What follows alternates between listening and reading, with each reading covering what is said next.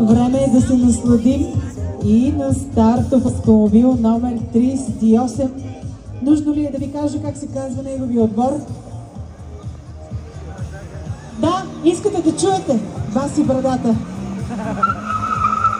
Ето го и старта за Людмил Влахов, Тойота Ярис.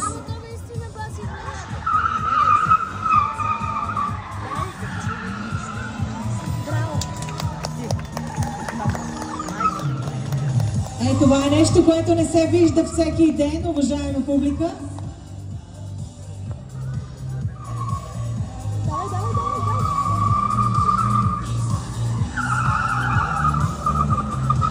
Ако това е вашия фаворит, сега е момента да го насърчите.